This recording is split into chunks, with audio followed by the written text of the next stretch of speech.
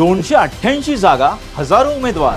सत्तेच्या खुर्चीत कोण बसणार, कोण हरणार, कोण जिंकणार, कुणाच्या बाजूनं कौल लागेल, कोण होणार उद्याचा आमदार, कुणाचा करेक्ट कार्यक्रम होणार. पत्रकारांच्या नजरेतून कोण वरचढ ठरणार, यंदाच्या निवडणुकीत कोण बाजी मारणार. उमेदवार म्हणतायत मीच होणार आमदार. महाराष्ट्राच्या कानाकोपऱ्यातून थेट मतदारसंघातून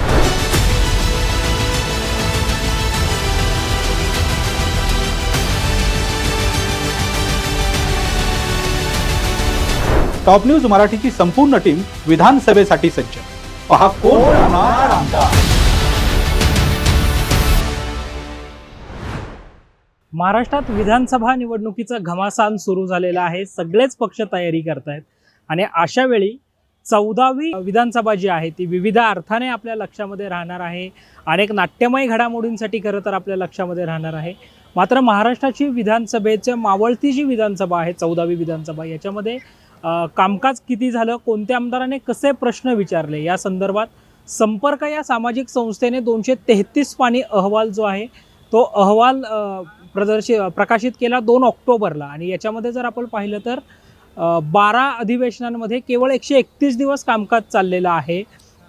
याच विषयावर बोलण्यासाठी आपल्यासोबत संपर्क संस्थेचे सदस्य आणि या सगळ्या विषयातले अभ्यासक उत्पल व्हीबी सर आहेत. सर, तुमचं स्वागत आहे टॉप न्यूज मराठीमध्ये. आपण अहवालावर तर चर्चा करूयातच, अहवालातल्या प्रत्येक मुद्द्यांवर चर्चा करूयात.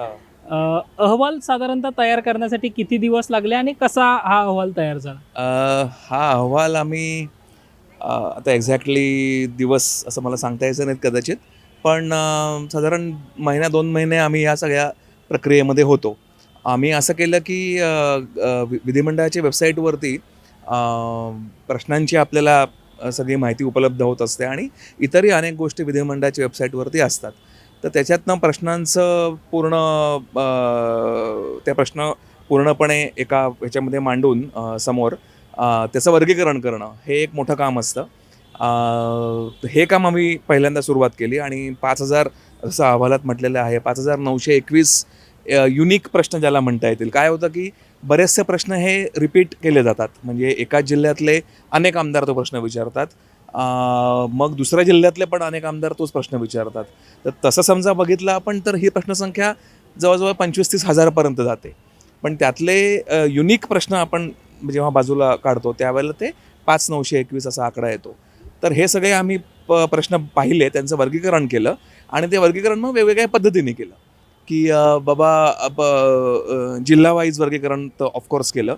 36 जे जिल्हे आहेत महाराष्ट्रातले ते 36 जिल्ह्यांचं वर्गीकरण करून कुठल्या जिल्ह्यांनी किती प्रश्न विचारले, कुठल्या आमदारांनी किती प्रश्न विचारले, विषयनिहाय प्रश्न किती होते, राजकीय पक्षनिहाय प्रश्न किती होते, हे सगळं अर्थात तुम्हाला आता कम्प्युटरच्या ह्याच्यातनं करता येतं. आता त्याला फिल्टर्स लावून जे आपण करतो एक्सेलमध्ये वगैरे, तर तशा पद्धतीने आम्ही ते केलं आणि ही प्रक्रिया साधारणतः 1-2 महिने मी म्हटलं तर चालली आणि मग आम्ही 2 ऑक्टोबरला हा अहवाल प्रकाशित केला.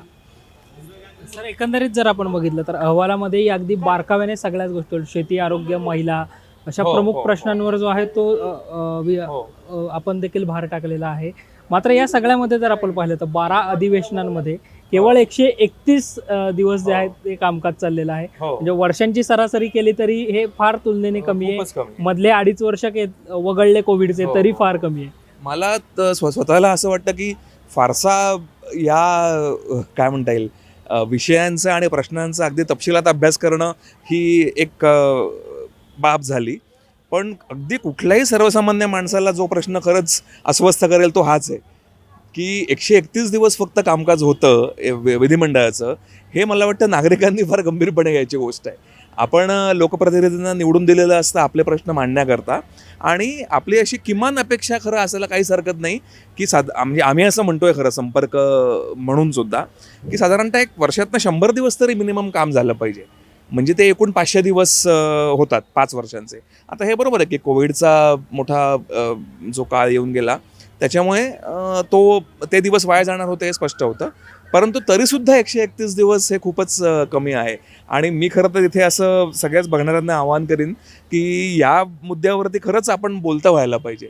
कारण होतं काय की आता तर निवडणुका जवळ आहेत, मगाशी तुम्ही म्हणालात तसं, आणि सगळेच जण आता त्या तयारीमध्ये आहेत. तर होतं काय की राजकीय रणधुमाळीमध्ये सगळ्यांना रस असतो, आणि नागरिकांना पण रस असतो.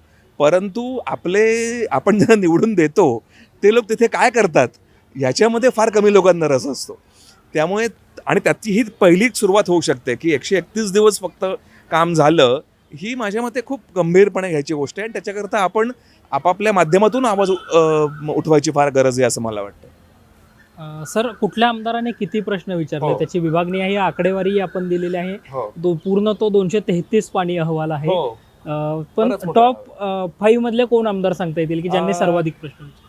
पहिले जे 7 आमदार आहेत त्याच्यामध्ये काँग्रेसचे अमीर अली पटेल त्यांनी 656 प्रश्न विचारलेत, जे सर्वाधिक आहेत. सर्वाधिक द्वितीय जो क्रमांक लागतो तो आशिष शेलार भाजपचे 630.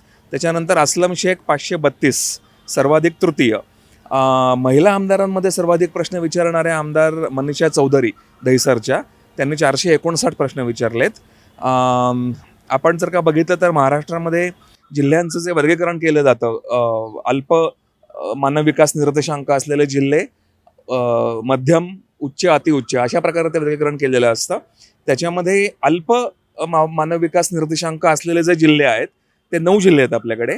त्याच्यातून सर्वाधिक प्रश्न विचारणारे आमदार होते कुणाल पाटील, त्याने 357 प्रश्न विचारलेत. पहिल्यांदाच जे आमदार निवडून गेले होते विधानसभेमध्ये त्यांच्यापैकी प्रतिभा धानोरकर चंद्रपूरच्या, त्यांनी 316 प्रश्न आता ते खासदार झालेत, 316 प्रश्न विचारलेत. आणि आदिवासींबाबतचे सर्वाधिक प्रश्न डहाणूचे विनोद निकोले, त्यांनी 237 प्रश्न विचारले. आदिवासींबाबतचे सर्वाधिक 21 प्रश्न त्यांनी विचारलेले आहेत. त्यामुळे ही पहिले 7 क्रमांक आहेत. काही आमदार म्हणजे आता साधारणतः 50 ते 60च्या घरात मला वाटतं असे आमदार आहेत की ज्यांनी एकही प्रश्न विचारलेला नाहीये. त्यामुळे 0 प्रश्न विचारणारे पण आमदार काही आहेत. संख्येने कमी आहेत, ही एक चांगली गोष्ट आहे, परंतु असे आमदार पण आहेत. सर, अहवालामध्ये जर आपण पाहिलं तर महिला विषयक प्रश्न जे आहेत हो. ते महिलांनीच विचारल्याची संख्या अनेक आहे. म्हणजे हो. कुठेतरी ही व्यवस्था ही बदलली पाहिजे. अगदी ते तुमचं अगदी बरोबर ऑब्झर्वेशन आहे. 119 प्रश्न एकूण महिलांविषयी विचारले गेले या विधानसभेमध्ये. आणि महिलांच्या प्रश्नात थोडीशी वाढ झालेली दिसते. मला वाटतं महिलांच्या प्रश्नामध्ये पाहिलं तर महिलांच्या प्रश्नात दुपटीने वाढ झाली आहे गेल्या वेळच्या विधानसभेपेक्षा. आणि बालकांवरील प्रश्नामध्ये निम्म्याहून अधिक घट झालेली आहे. परंतु महिलांविषयीचे प्रश्न हे प्रामुख्याने महिला आमदारांनीच उपस्थित केलेले आपल्याला दिसतात. पुरुष आमदारांकडून ते प्रमाण फार कमी आहे. आणि मला असं वाटतं की हाही एक नोंद घ्यावा असा मुद्दा आहे. पुरुष आमदारांनी महिलांच्या प्रश्नाबाबत केवळ सजग असणं हे तर आवश्यक आहेच म्हणजे, पण मला असं वाटतं की त्यांना एक प्रकारची त्याच्याबद्दल मनापासूनची आस्था असली पाहिजे. या प्रश्नाबद्दल त्यांना मनापासूनची तळमळ असली पाहिजे. केवळ आता महिला काय होतं बरेचदा की आता आम्ही संपर्कतर्फे पण आम्ही हे प्रयत्न करत असतो की आता 8 मार्चला महिला दिन असतो, तर त्यानिमित्ताने आम्ही गेल्या विधानसभेमध्ये एकदा पूर्ण दिवसभराचं सेशन घ्यावं महिलांच्या प्रश्नावरती. याच्याकरता आम्ही प्रयत्न केले होते. आम्ही प्रश्न पुरवले पण होते आमदारांना. तर होतं असं की आता 8 मार्च किंवा एकूणच महिलांचे प्रश्न कसे महत्त्वाचे आहेत त्याच्याबद्दल खूप बोललं जातं, पण त्याच्याबद्दल खरोखरीची आस्था आहे का, त्याबद्दलची खरोखरची तळमळ आहे का तुमच्या मनामध्ये, हे मला वाटतं सर्व पुरुष आमदारांनी जरूर तपासून बघायला पाहिजे. आणि त्यानुसार मग त्याचं प्रतिबिंब मला वाटतं आपोआपच त्यांच्या प्रश्नांमध्ये पडेल तसं झालं तर. सर, पक्षनिहाय आकडेवारी याच्यामध्ये आहे का की हो. कोणत्या पक्षाच्या आमदारांनी मिळून किती प्रश्न उपस्थित केलेत? पक्षनिहाय आकडेवारी आम्ही काढलेली आहे. फक्त माझी विनंती अशी एकच आहे की काय होतं ना, पक्षनिहाय म्हटलं की सगळ्यांचे अँटेना एकदम उभ्या राहतात की त्याला एकदम राजकीय वळण मिळायला लागतं. तसं द्यायची गरज नाही आहे मला वाटतं. आपण त्याच्याकडे वस्तुनिष्ठपणे एक आकडेवारी म्हणून बघायला पाहिजे. पक्षाने हे आपण पाहिलं तर भाजपनी 2878 प्रश्न विचारलेत, काँग्रेस 1670, शिवसेना 1617, राष्ट्रवादी काँग्रेस 1337. याच्यामध्ये परत हे झालेलं आहे, आम्ही एकूणमध्ये नंतर स्प्लिट झाल्यानंतर शिवसेना आणि राष्ट्रवादी काँग्रेस ते सुद्धा आम्ही केलेले आहेत, पण हे एकूण आकडेवारी आहे. बहुजन विकास आघाडी 137, राष्ट्रीय समाज पक्ष रासप 23, समाजवादी पक्ष 360, मनसे 84, MIM 68, जनसुराज्य शक्ती पक्ष 23, प्रहार जनशक्ती 27, स्वाभिमानी पक्ष 49, कम्युनिस्ट पार्टी ऑफ इंडिया मार्क्सवादी 237, अशी एकूण आपल्याला आकडेवारी दिसते पक्षनिहाय.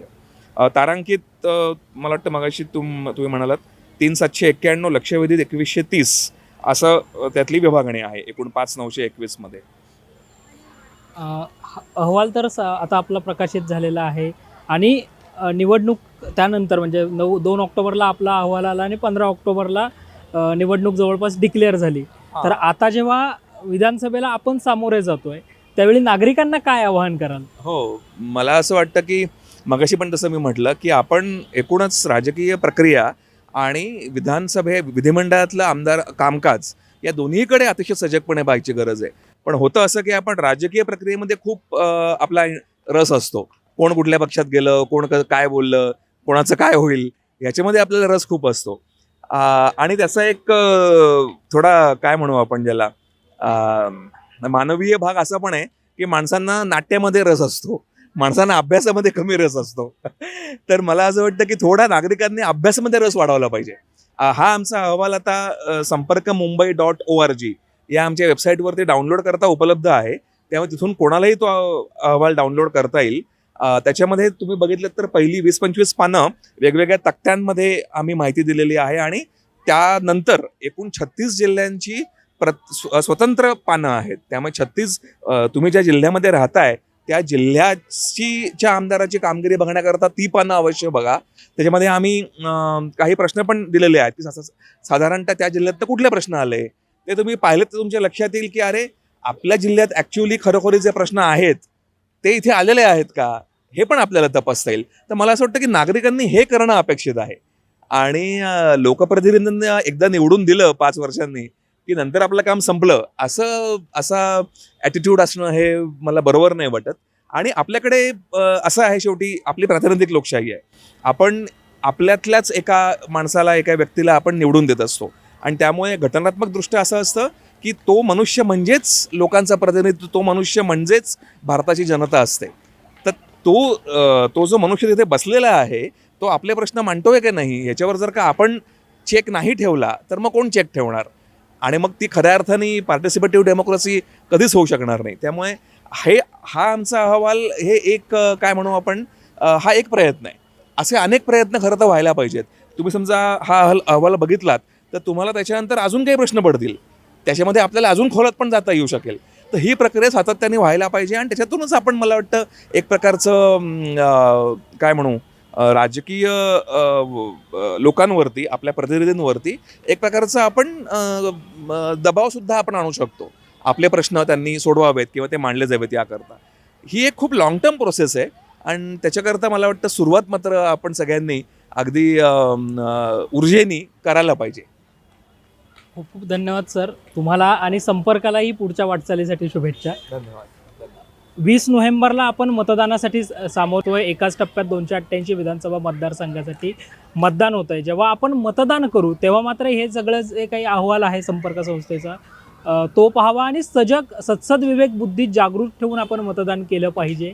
कारण 5 वर्षात 12 अधिवेशनं आणि त्यातही पुन्हा 131 दिवस कामकाज हे खरंच आपल्या महाराष्ट्रासाठी भूषणावं नाही आहे आणि याचाच विचार करून आपण या मतदानाला जे आहे ते सामोरं गेलं पाहिजे.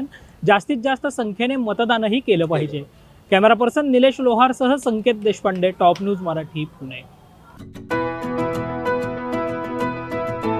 25 वर्षांचा प्रदीर्घ अनुभव व अत्याधुनिक तंत्रज्ञान यांनी सुसज्ज असे पुण्यातील आकाश आय क्लिनिक व लेझर सेंटर. रोबोटिक पद्धतीने वेदनारहित मोतीबिंदू शस्त्रक्रिया, तेही विना टाका व विना इंजेक्शन. मेडिक्लेमची सुविधा व सेम डे डिस्चार्ज. लेसिक लेझरने चष्म्यापासून कायमची मुक्ती फक्त 10 मिनिटात. काचबिंदू, रेटिना, ड्राय आय, मायोपिया अशा अनेक डोळ्यांच्या विकारांवर उपचार म्हणजेच आकाश आय क्लिनिक आणि लेझर सेंटर. CTR कंपनी जवळ, विमान नगर, नगर रोड, पुणे. संपर्क 8888173100. Come on guys, hurry up. अरे सुन ना, एक ब्रेक ले लेते हैं. Guys, I'm telling you, तुम लोगों को सही से ट्रैकिंग नहीं आता. But that's okay, you can learn. रोज का ढक्कन देना. ये रेड वाला है, सही वाला देना. अबे ढक्कन, पहले तो सही पानी पीना.